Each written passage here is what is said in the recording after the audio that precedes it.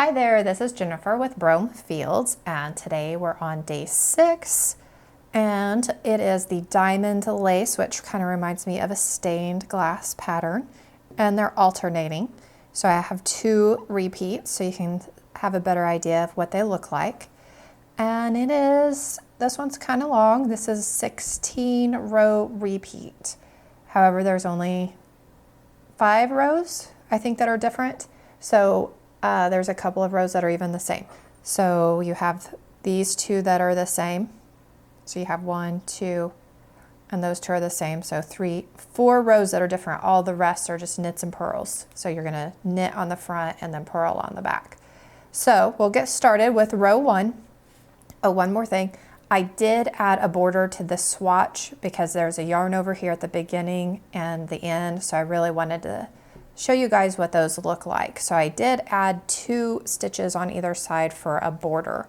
So I will be purling them on the front. Well, I'm purling them on both sides. So I'm creating a garter stitch border. So that's not included in the repeat. So row 1 is the right side of your work, and we're gonna knit 5 stitches. 3, 4, 5. And yarn over, and then we're going to slip, knit, purl. So we're going to slip as if to knit 1 stitch, and pass the slip stitch over. So that was 1 decrease. So we did an increase and then a decrease immediately.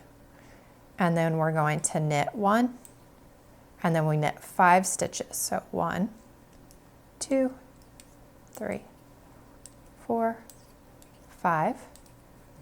Yarn over, slip as if to knit 1, pass the slipped stitch over.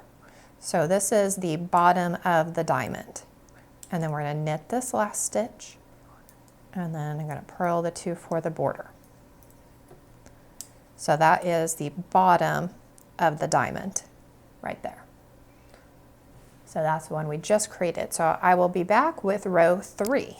So you want to purl all the stitches on the wrong side of the row, or wrong side of your work. And then I'll be back with row 3. Alrighty, so now we're ready for row 3. So I'm gonna purl the first 2 border stitches, and then start the repeat. So it's knit 4, 1, 2, 3, 4, and we're gonna create these 2 pieces here for that diamond. So we're going to yarn over, slip as if to knit 1, and then pass that slipped stitch over, and then we're going to do that again. Yarn over, slip as if to knit, pass over, and then we're going to knit 4 stitches. 1, 2, 3, 4. So you have that diamond below.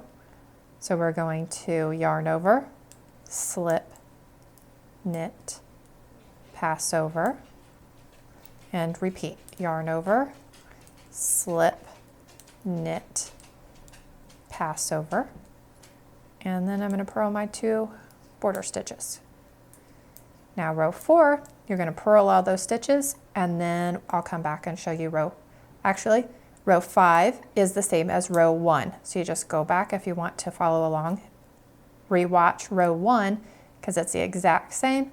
And then you're going to purl the back, knit the front, purl the back. So you're creating a gap in between here. So there's actually, it doesn't really look like it, but there are 3 rows of knit, purl, knit before we do another yarn over. So it really kind of gives it a little gap. So you can play with that if you want to make them closer together and create your own pattern. So I will be back with row 9. Alrighty, so now we're back and ready for row 9. So we have created a repeat of the first set of diamonds. So now we're going to offset it so that they're alternating. So we are ready for row 9, And I have 2 border stitches, so I'm going to purl those. And then we'll start our repeat of knit 1, yarn over, slip as if to knit, knit 1, pass the slip stitch over, then knit 5. 2, 3, 4, 5, and then start the repeat over, which starts with a knit 1, yarn over, slip as if to knit, knit 1, pass the slip stitch over, and then knit 5 stitches. 3, 4, 5, and then I'm going to purl my last 2 border stitches. So on that row, we just created the bottoms of those diamonds. So now we're going to purl the next row, and then I'll be back with row 11 to show you how to do the one on either side. Alrighty, so now we are ready for row 11. So I'm going to purl the first 2 border stitches. And then this is where I'm going to start with that yarn over, slip, knit, pass over. And then we're going to do that again. Yarn over, slip as if to knit, knit 1, pass the slipped stitch over, and then we're going to knit 4 stitches. 2, 3, 4. So we have that bottom of the diamond. We're going to yarn over, slip as if to knit, knit, pass over, yarn over, slip as if to knit, knit, pass over. Oops. And then we're going to knit the last 4 stitches. 1, 2, 3, 4, and purl my 2 border stitches.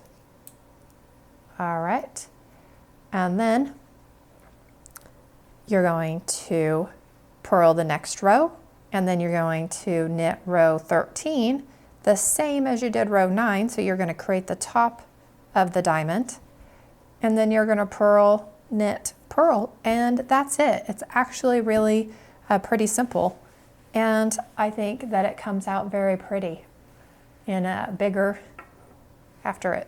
I think this one needs to be blocked. I think it will be much prettier to even out those stitches after it's blocked.